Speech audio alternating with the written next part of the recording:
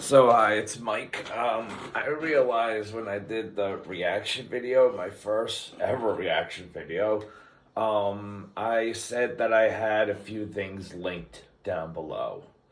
I did finally get off my butt, even though I posted it and people watched it. Um, I didn't put the original set. It's already in my feed, and it's not that far. It's not buried that far. The other thing I noticed is I said, hey, and I'm also going to link. Uh, I have a series. I don't know what I'm going to release, when I'm going to release it, but it's called My Stories. And I just think of a subject of something in my life and I tell a story about it. And I said I did Same Difference.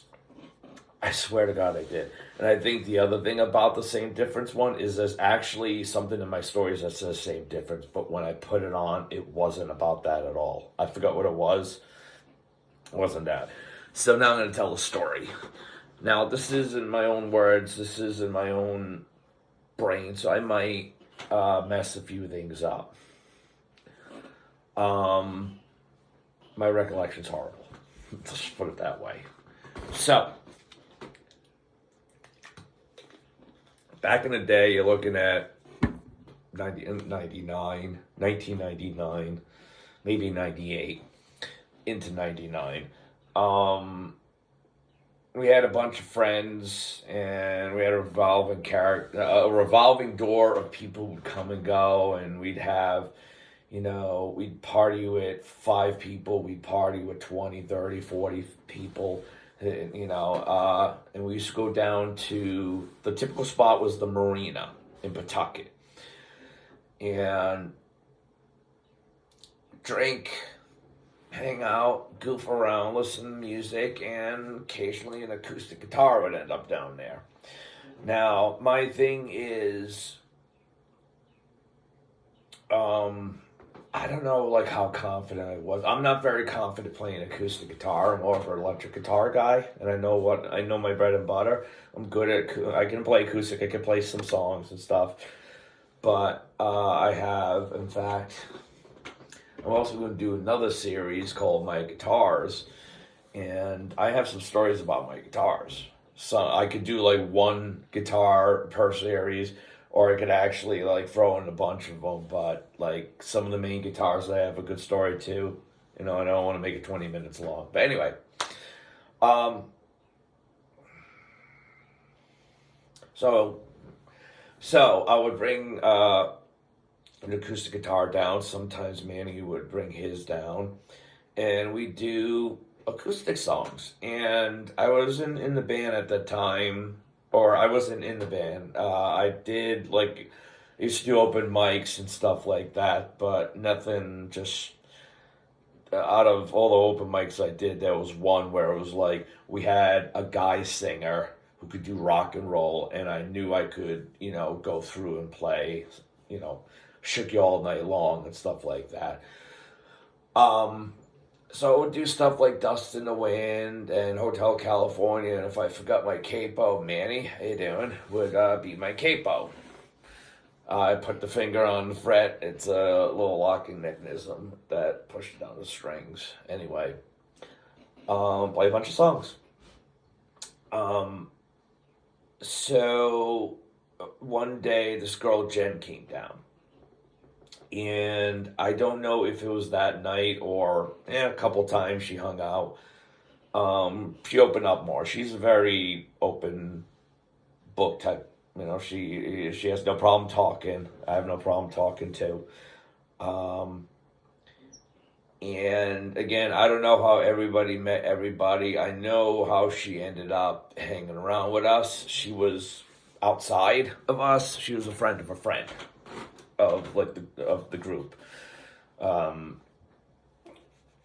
And I don't know, like, I would love to hear everybody else's story about how they feel the band started or what we did and stuff, because it could definitely fill in more. And I guess, I just found out she was a singer, and I used to do open mics with this girl named Delia, who was my neighbor on the house behind mine. and I had to jam female songs. So you do Jewel, you do Jefferson Airplane, whatever. So I probably did Jewel, I probably did Meredith Brooks, um, and a few other things that she could add in, and it was like, oh, she has a nice voice, cool. Um, then I think what happened is Steve wanted to start a band, and I don't know if it was like, I want to start a band, and I'm gonna get Jen. That was like the reason why he started a band. I don't know how Rich came into the picture of the guitar player. I was fourth or fifth in line because I think they might have had Mark on bass. It might have been a hangout when I wasn't there, and it just so happened that the musicians got and hung out and had discussions and did phone tags later. Phone tags is you call people and then you call them back. Then I was asked to join the band. Bit of a flattering story to me, and I like saying that it was basically Jen who was like, "Well, if we're gonna start a band, we're gonna get Mike."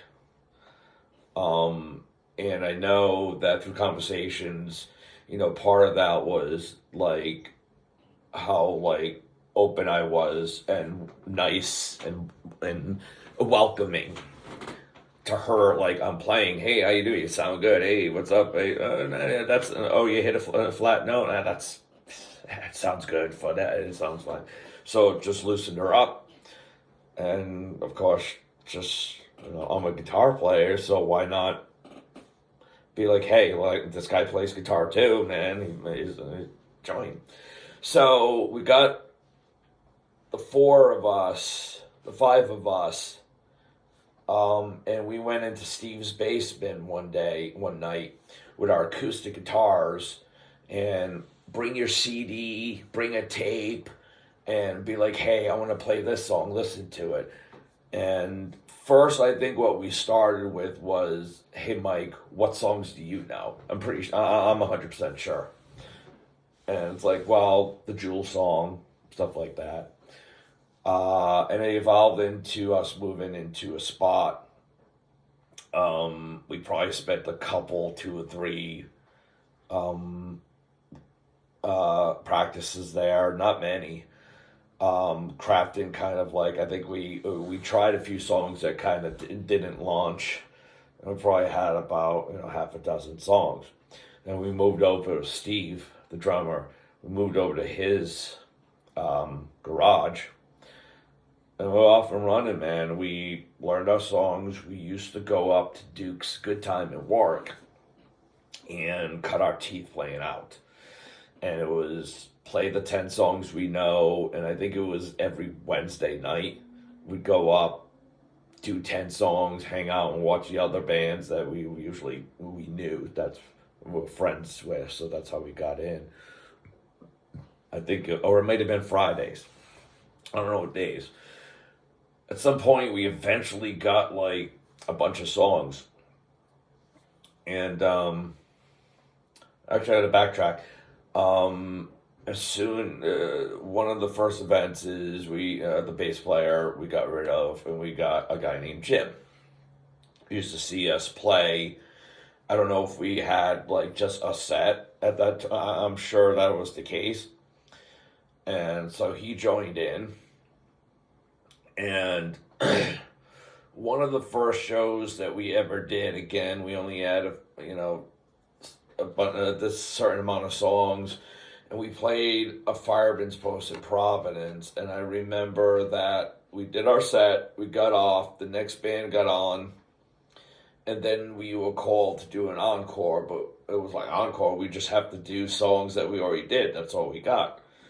And the alcohol was flowing, and somebody might have ended up on the table and running around like a maniac. It was just a fun night. It was a fun night. I don't want to make this 9 hours long.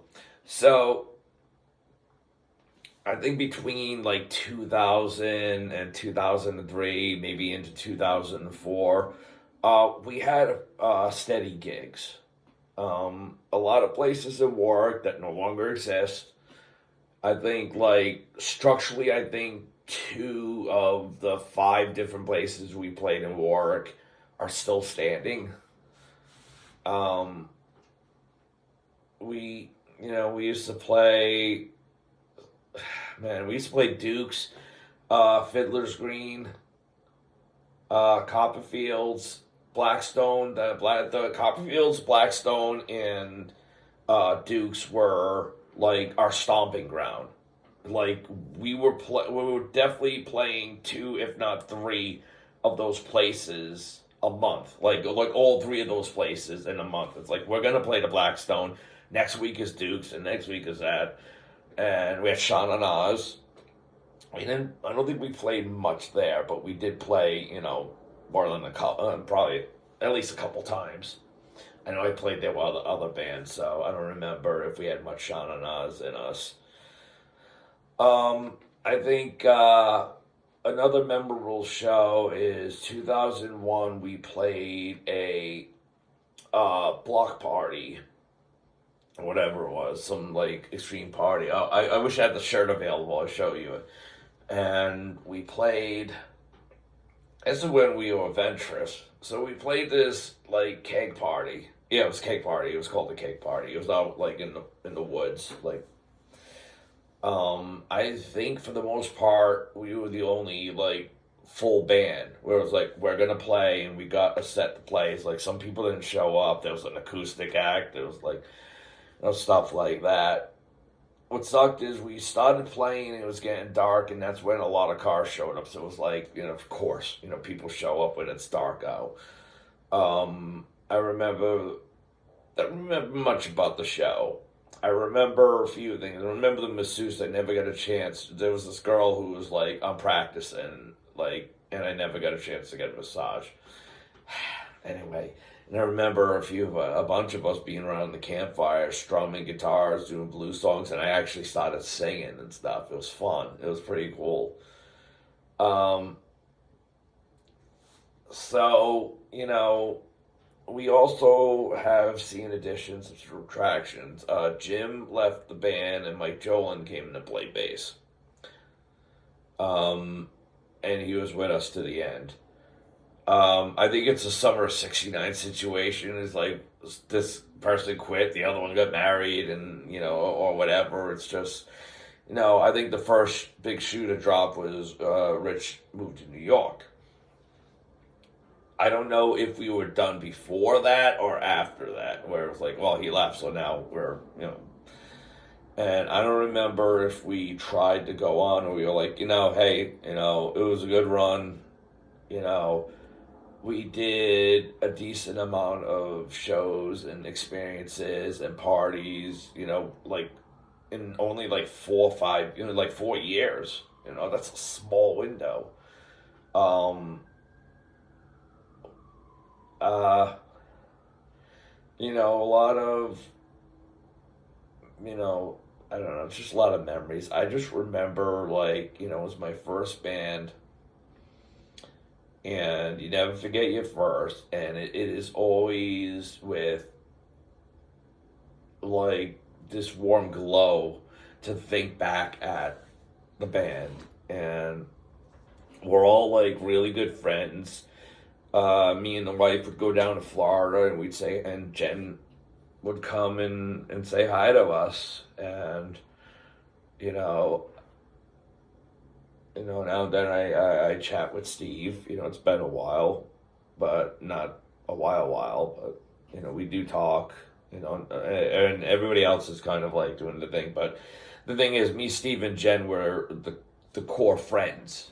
You know what I mean? It's like Rich is some guy who knew somebody. I don't know how he came in. Jim was an outsider. Mike was an outsider. But the constant was the three of us. Well, I was about to say the constant was the three of us, but here it is. I think I've been the constant. I played Hey, here's a trivia thing. I already gave the answer away. But who played in every Same Difference show? Who was the only guy or girl who played in every Same Difference show, and that's me.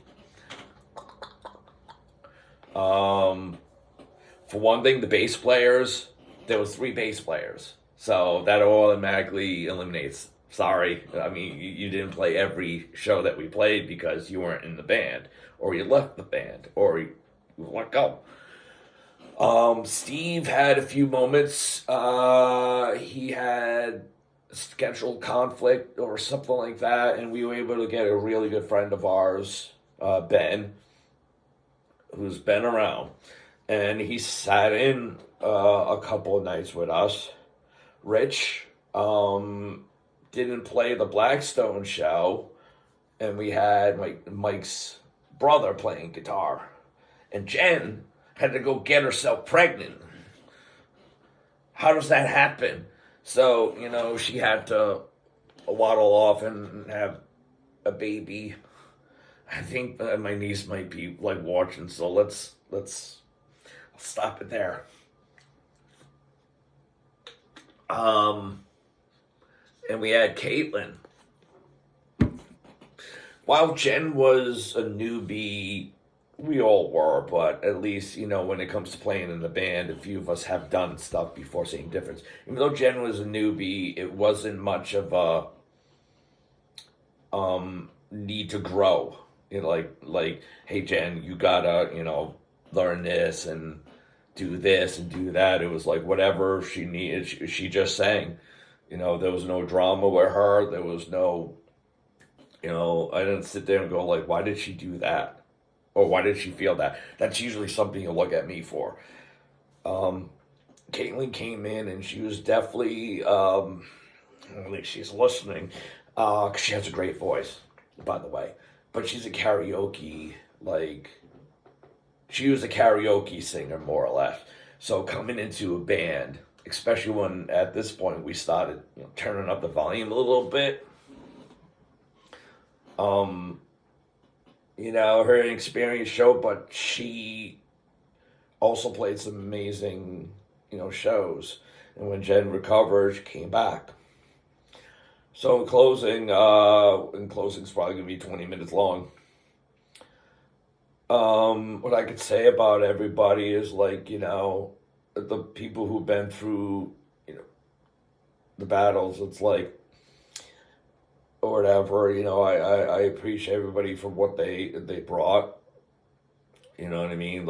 Rich was it was the levity. We're all jokesters. We all goof around. He's kind of a little bit of the levity. Jen just had to bring a voice and her attitude. She's just a pleasant person. I appreciate the experiences we had, and whenever I see you in public, it's she's a really good friend of mine. You know what I mean? It's not just, hey, how you doing? I haven't seen you in a while. It's it's Jen.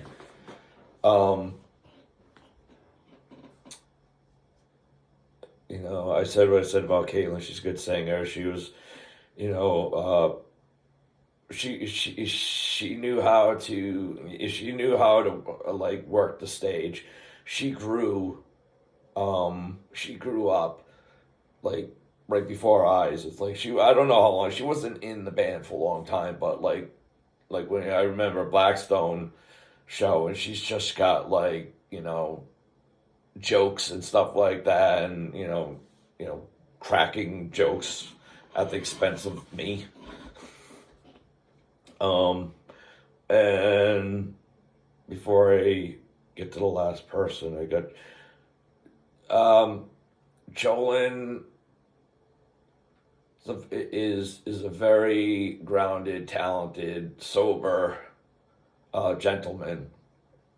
And thank you for your service too. I mean, I can't believe you were in your late 30s, I think, and you were I'm gonna go back in the military, or I forgot how old you are. I forgot how old you are. It's remarkable. Jim, he was my partner in crime. We worked together. We hung out. We listened to songs. We just had a good time. I remember the story. I'll try to be quick.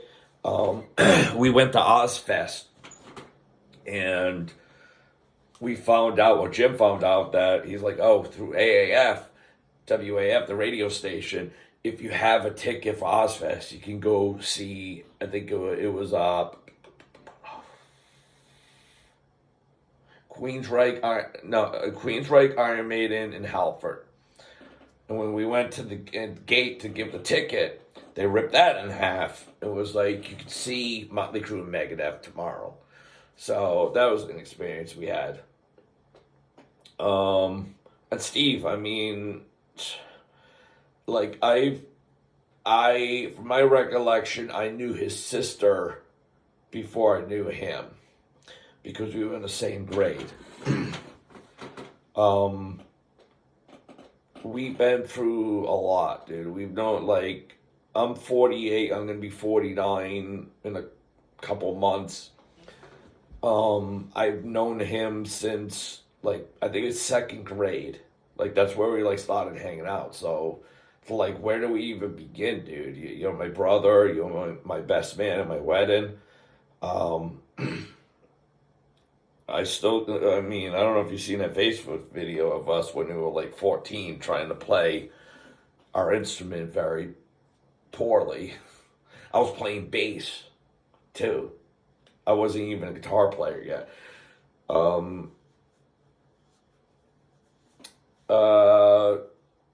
The thing is, I'm going to bring up some experiences we've had together, but there are a lot of things that aren't safe radio. That ain't safe to be aired. You know what I mean? Let's leave it at that. We had a lot of crazy times playing in the band. We had some crazy times. Your brother and his the flipping car. Who can write that story? You know what I mean? I'll always think finally the same difference, and I've had bands where I went, dude, this is the best band I've ever been in. But the experience with the friends, like we were grown out of like a bunch of our friends and crew and stuff. We came out of that and we were like, hey, we're gonna be the musicians and play in a band, and you know, some of y'all are going to come to see us. It'd be nice if a lot of people come to see us. And occasionally they did, but, you know, I think that was just a different situation. But, you know, I appreciate all the friends, the Ginas, Noels, Tanya, Steve's mom, Sherry, Brad. I'm trying to, like, I'm digging a hole by trying to name people, and then I'm like, I left out 100 people. Manny. Manny's got our earliest, the video you saw, you know what I mean, that I did commentary on, he shot it. There was just, like, some regular crowd people. And even some of the bar regulars at some of the bars we went to, Louis, Joe, Cartoon Joe. I don't know his last name, Cartoon Joe. Anthony, rest in peace, dude. You know, you've been there. You know, like a lot of you guys, like I really love y'all. You guys, like, it pains me when things happen to y'all. You know, Anthony passed away, and it's like, you know, Ray passes away. You know, people move away, people move on, people pass away, and I know it's life, but, you know, on a desert island, if I was to have one band I listen to that I was in, it would be same difference. Runner Up is Motherfocus, because I haven't heard any, like, songs. I hardly, like, I don't have anything of Motherfocus, and that's just the way it is, but that's my story. I'm sticking to it.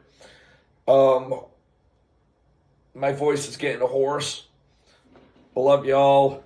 I was gonna do another video today, but no, I will get around to it. I swear to God, I'll get around to do the commentary on the first thing, and after that, I don't know what I'm doing. If I'm doing more reaction videos, But I'm definitely doing different series. I'm doing the My Guitar series and my stories, and I'll try to keep you in touch. I'm not a professional vlogger and I come and go and stuff, but all right, have a good one.